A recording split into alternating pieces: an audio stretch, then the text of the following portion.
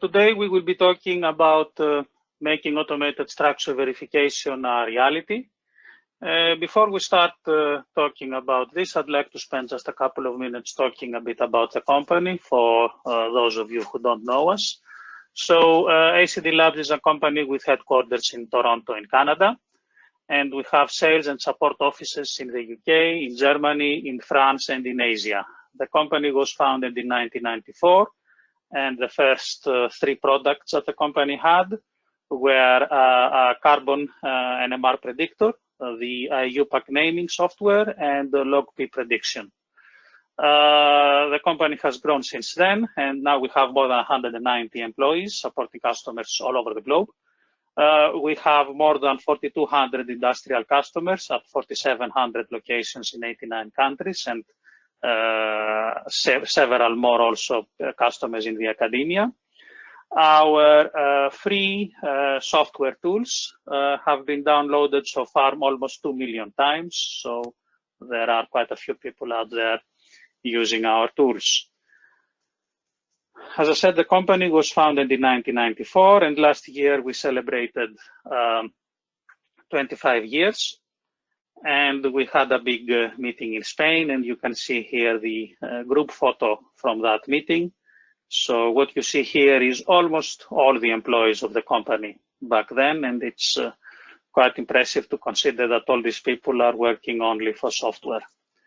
So yeah, the company was founded 25 years ago, started with the three simple products that I mentioned, but it has grown quite a bit since these early days. The current offering can be divided in two main parts: the ACD Spectrus platform for all types of spectral processing, analysis and data management, and the Percepta platform for PhysChem and ADME-Tox predictions. We offer full support for all analytical techniques, including chromatography and LC-MS. We have ongoing collaborations with all the major instrument manufacturers to ensure that we correctly import the data generated by their instruments and keep performance support current. I am sure that on this graphic, you can see the logos of a few of the instrument vendors that whose instruments you already have in your labs. We can, and we have, through our professional services department, integrated our software with all sorts of analytical instruments so that we can retrieve the data once it's generated and manage it. We have moved on from interpreting and integrating single pieces of data to providing the facilities for total information and knowledge management in an efficient way. This leads to better support for making the right decisions in a time-efficient manner. And all these are done through the use of the multitude of options in the ACDLabs ecosystem. So quite a few things are possible with ACDLabs, and today we're going to talk about automated structure verification. So let's talk first about the data workflow. And we see on this slide what happens in a typical analytical lab where people record NMR spectra and want to see whether they have the correct sample. So it's, let me activate my laser pointer. It's very common that the user will submit the sample into the system.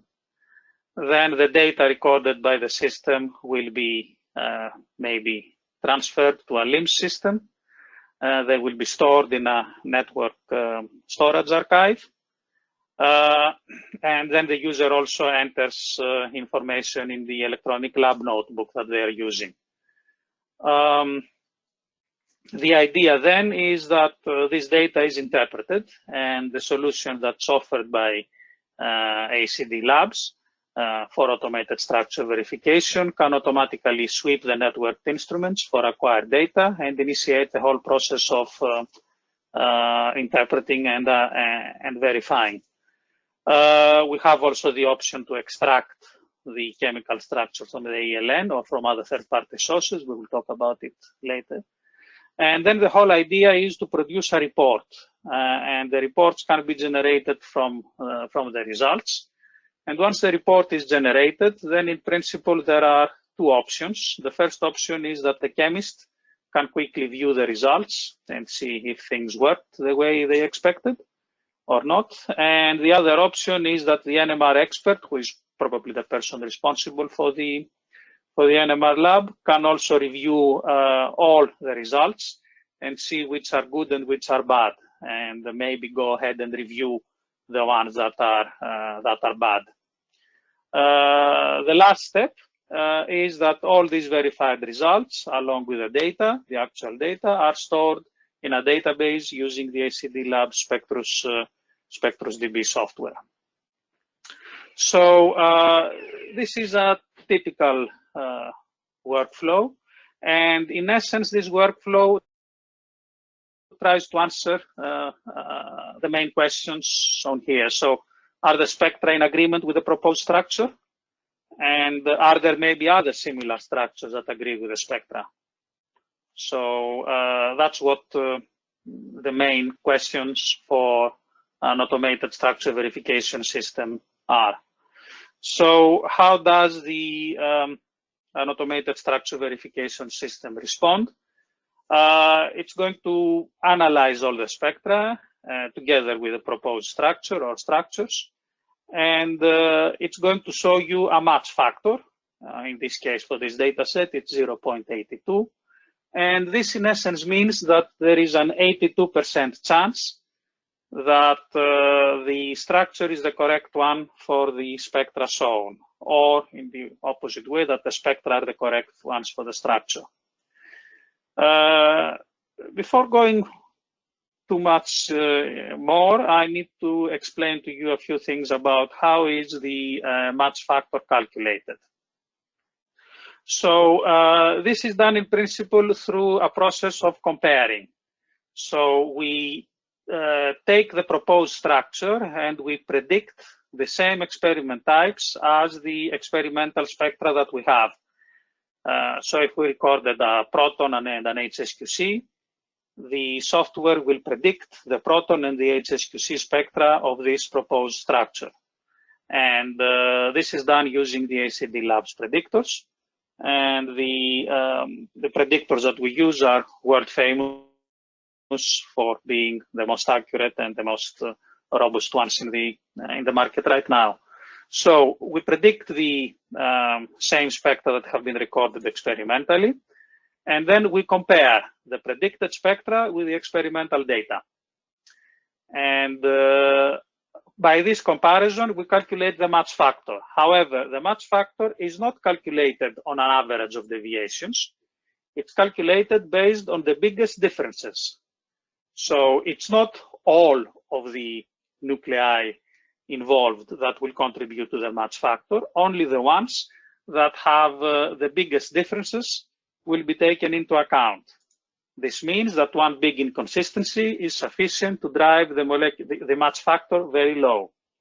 And this is quite simple to understand, actually. Imagine you were doing a reaction and you expected to oxidize an alcohol to form a ketone.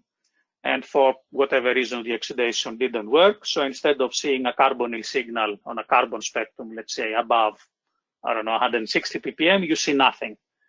However, the rest of the signals are okay.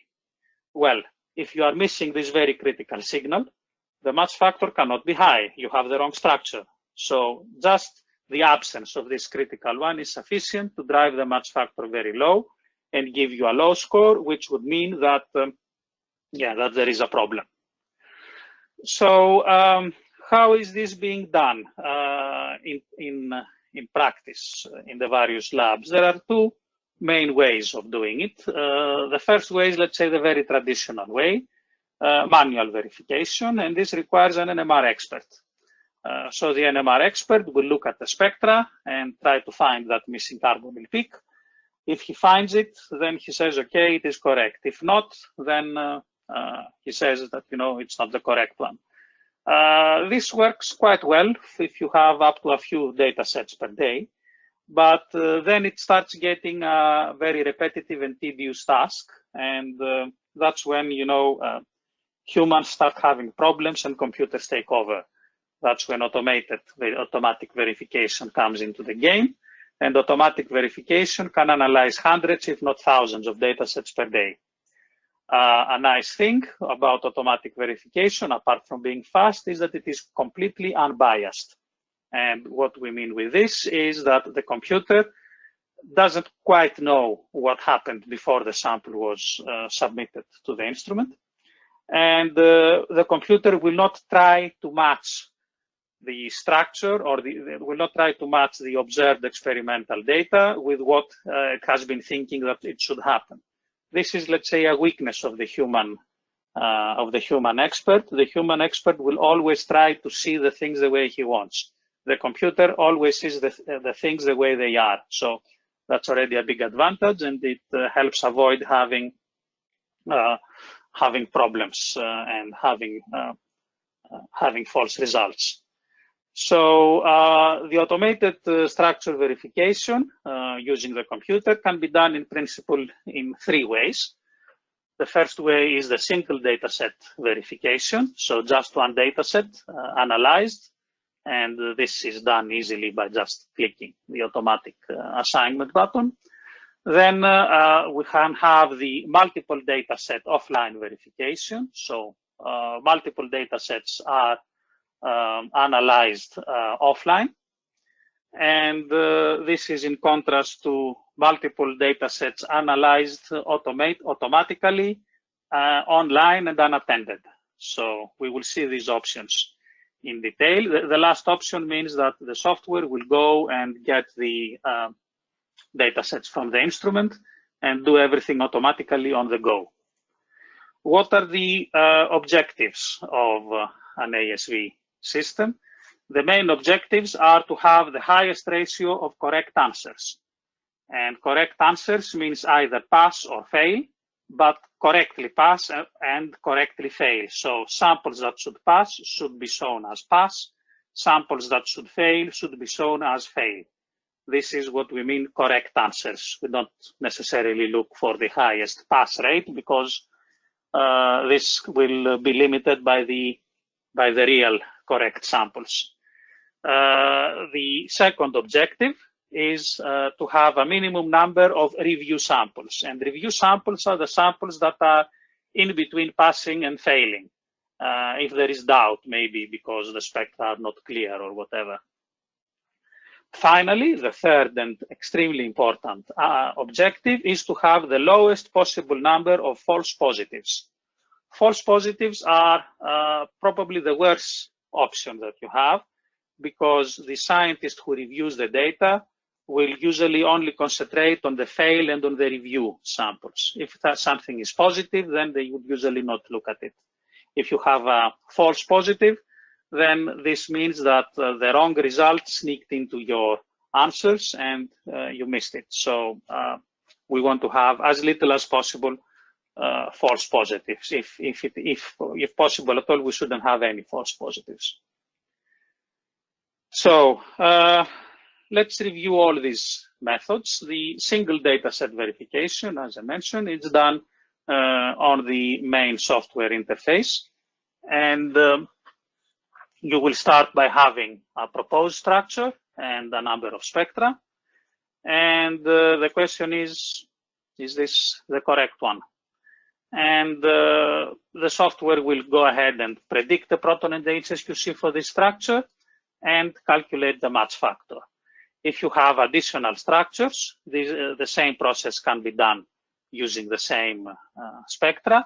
Also, the software gives you the option to automatically generate isomers based on the proposed structure by moving groups along chains and around rings, and calculate the match factor for them as well. In this particular case, we see that out of these 4 structures, 2 of them have a match factor of 0, so there is no point dealing with them anymore. But we have 2 structures, which is our proposed structure and another isomeric structure, that have a match factor of 0.73 and 0.8. Now, you may rush and say, okay, the 0.8 is the correct one.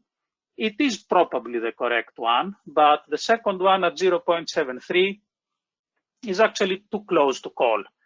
It can be that, an integral is a little bit low, and that's why the match factor dropped. And the integral is low, maybe because the spectrum was not recorded with optimal conditions. So even though, 0.8 is better than 0.73, it's still not quite clear cut yet which one is the correct one. For this reason, you may want to have another experiment. And in this case, we could add a carbon experiment, a 1D carbon experiment. And if we pass all the structures through again now, then we see that our proposed structure dropped to 0.19, while this other isomeric structure went up to 0.92. So now we have a very clear winner.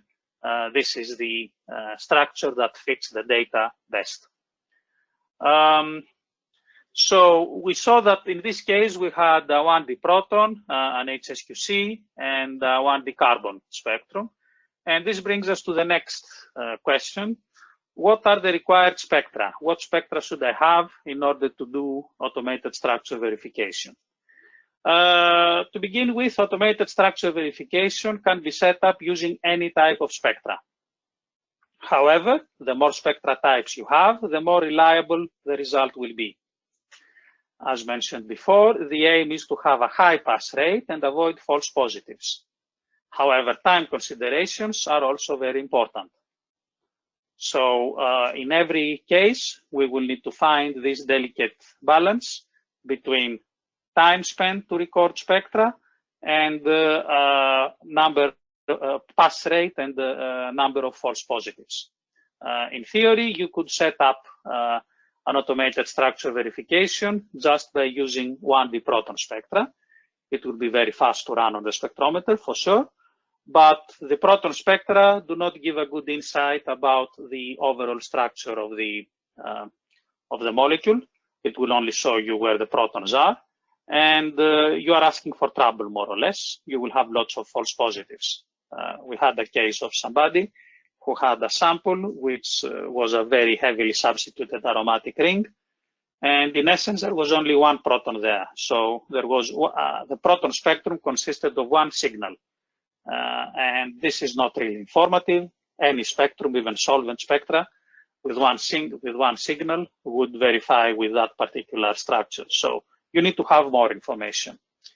Now, just to give you an illustration of what is the effect of adding various spectra, this is from a study done a little while ago. And several data sets were checked with automated structure verification to see how they behaved depending on what type of experiments have been selected for the verification. This is not something that is showing how the software works in general. It shows how the software worked in that particular case. And the results are always very case specific. So we see slightly different results as we go to different customers. But the overall trend is the same. So we see that if we have only 1D proton spectra, we have a very high pass rate, which is good. But we have an extremely high rate of false positives, 40% false positive. This is just wrong. This cannot go. You don't know what is the right thing to do. The moment we add just an HSQC, so the moment we add the minimal carbon information possible, we already see a very spectacular drop in the rate of false positives, and there is a slight decrease in the pass rate. Probably we can live with this decrease in the pass rate since we have this reduction in the false positives. Things start getting really better when we add information about the quaternary carbons. And we can add information about the quaternary carbons either by supplying a 1D carbon spectrum or by recording an HNBC spectrum, or by having both, of course, if possible. So we see that the pass rate remains more or less the same, and the more we add, generally the false positives go down. It's strongly recommended to have some form of quaternary carbon information in the data sets that we are providing, because in reality, these show the skeleton of the molecule. These show whether the structure that you have is the correct one. Now, another question that comes very frequently is why can't I do, or can I do combined NMR and MS verification? So the question is, yeah, do we need mass spectrometry? The answer is that, yeah, NMR and MS verification are both very powerful and they are orthogonal techniques. The reality is that MS runs are generally much faster. Probably they will take a few minutes, maybe less than 5 minutes. Whereas the NMR spectra, especially if you want to run proton, carbon, HSQC, HMBC, this can take maybe an hour or even more, depending on the instrument that you have.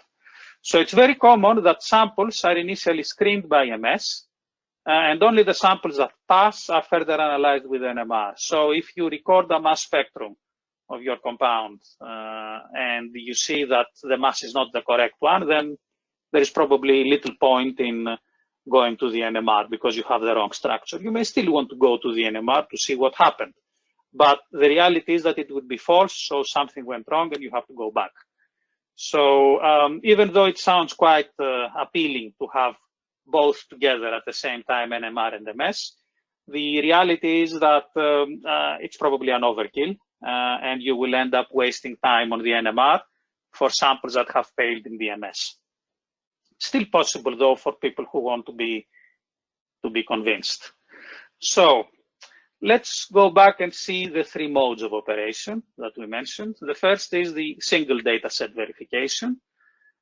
So we have a collection of spectra verified against one or more structures. The structures can be either supplied by the user or generated by the software from a starting proposed structure. The process is initiated by the user in the desktop interface. This is good for verifying up to a few structures per day. It's probably good for verifying more than the structures per day you would have done if you were working without any software to help you. But still, it gets a tedious and repetitive task after a bit, so it's a little bit not good for the employee using it, and it's you run into risks of having problems. The next step is to verify multiple data sets offline in one go, and this is done again using the same software, and it's using the same tools in the background, but this different interface that we see here, and I will show it to you later in a bit. So in principle, you select the experiments that you want to run, you define where you have the spectra, where you have the structures, and click run all data sets, more or less. So with this mode of operation, we can verify multiple data sets in one shot. We just click run all data sets and the results are running. We have exactly the same options as the single data set verification in terms of what spectra to use, what type of verification to do, and these things. And these, of course, are defined by the user, who also defines the input and output options and initiates the run. In terms of output options, we have quite a few, so we can have them as PDF reports. We can have .spectrus files to open and review using Spectrus processor or NMR workbook. The results can go into a database, which is by far the most powerful way of reviewing the results. Or you can have a comma-separated values file, which you can open with Excel and view the results.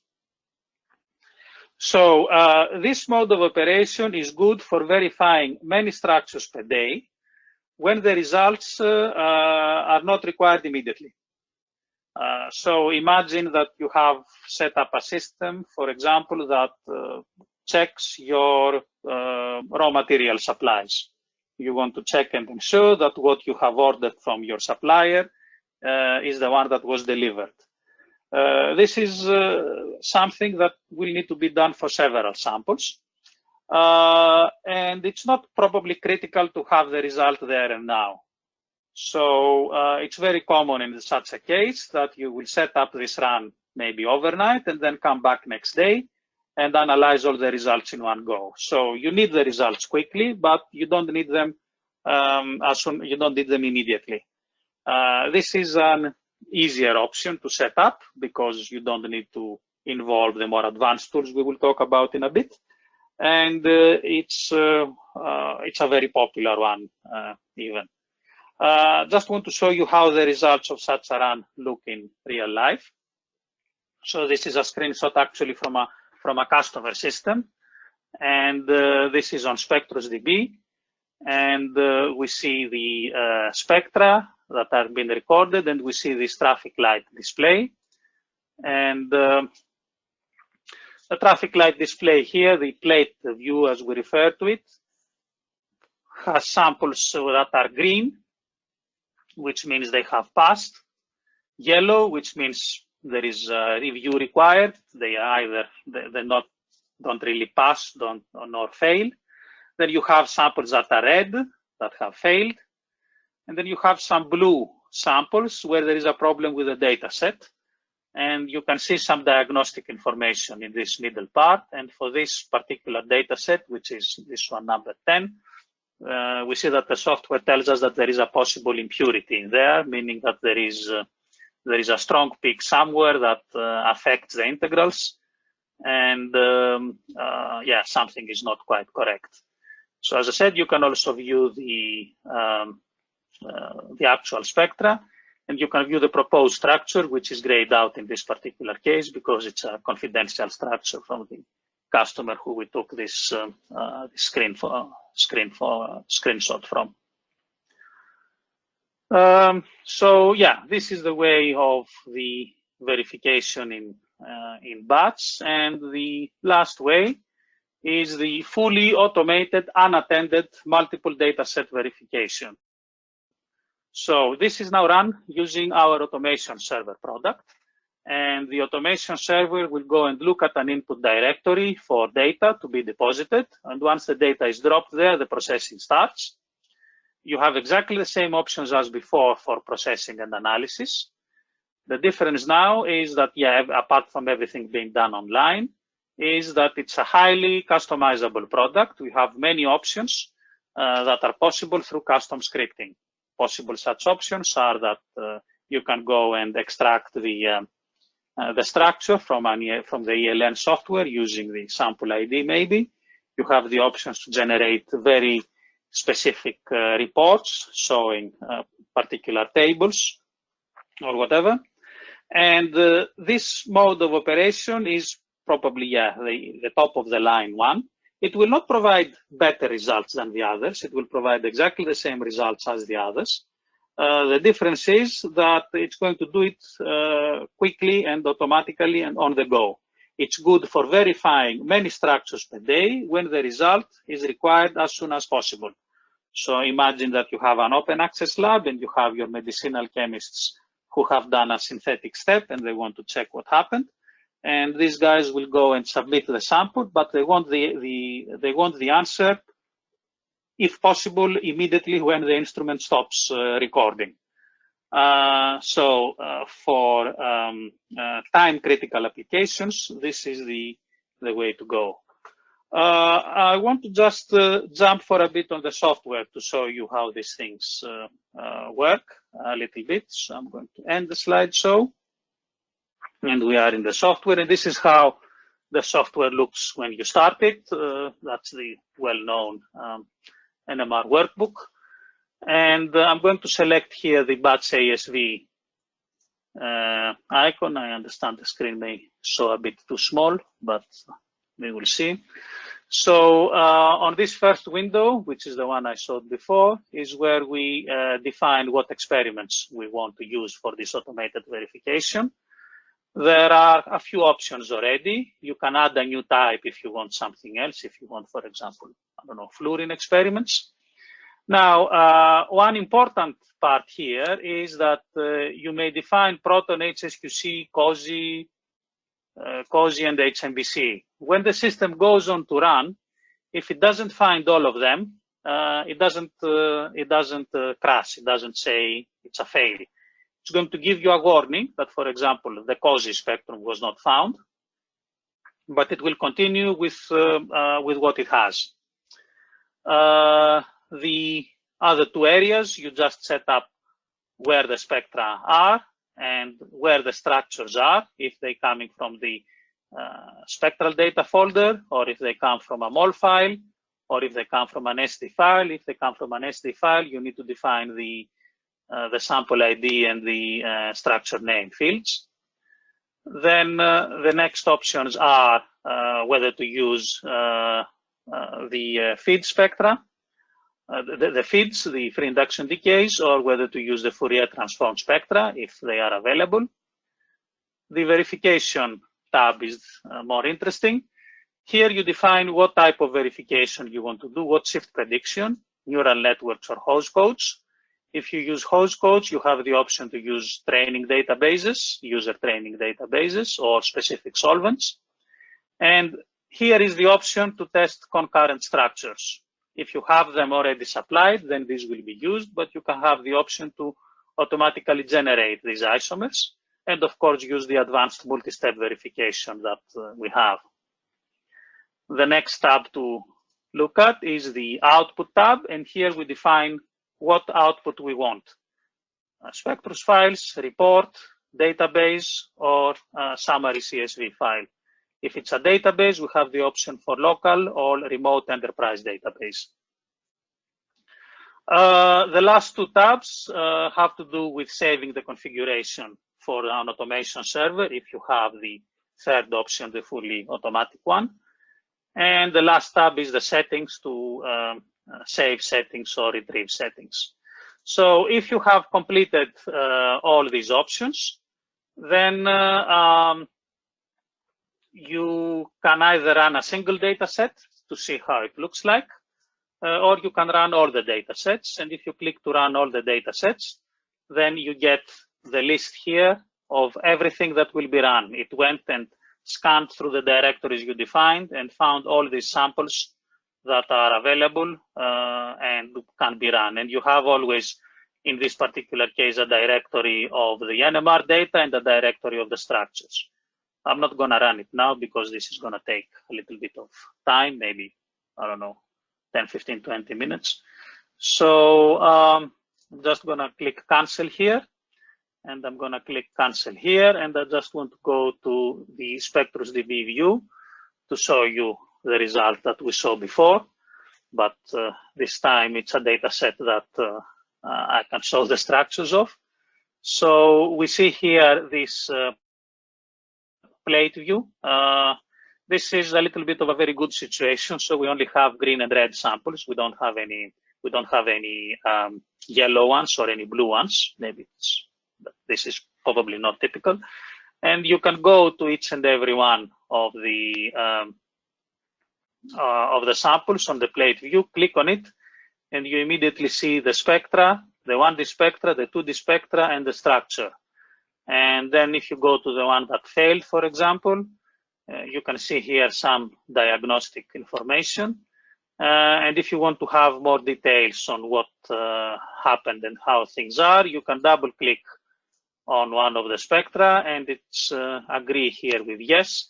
And this is going to go back into Spectrus processor or NMR workbook for this case, and it will load all the spectra there so that we can view them and see what's happening. I think in this case it complained that it couldn't find this signal for whatever reason.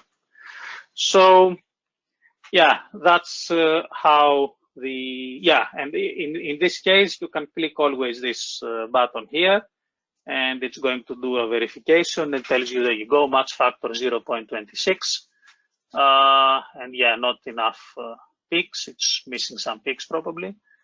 But once you brought the spectra from SpectrusDB to NMR workbook, you can do, in essence, the first way of doing automated structure verification on a single sample. But now you can view everything and you can see exactly what happened. So I'm going to go back to the presentation.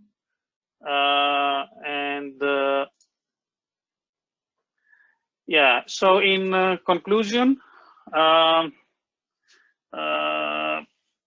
Automated structure verification is a very powerful tool these days, and we have installed several ASV systems in the pharma and chemical industry in order to protect our customers. Of course, I cannot give you a list of who has our systems, but you will be hearing, if you are following ACDLabs, you will be hearing about customers who agree to present for us in various users meetings. We have many customizations and throughput options available. And the key point in all these systems is to always find the correct balance between experiment time and result reliability. So do you want to increase your result reliability by increasing the experiment time and reducing your throughput? Or you can maybe work with a little bit less less reliability, which is probably sufficient for what you want to do, but have more samples going through. There is no correct answer to this, apart from the general comment that I made that you need to have information about the quaternary carbons. And really, it depends on each and every individual case every time. The bottom line is that ASV is now becoming a reality for many analytical labs, and people are using it more and more because of the unquestionable advantages that it's offering. And that's more or less what I wanted to talk to you today about automated structure verification.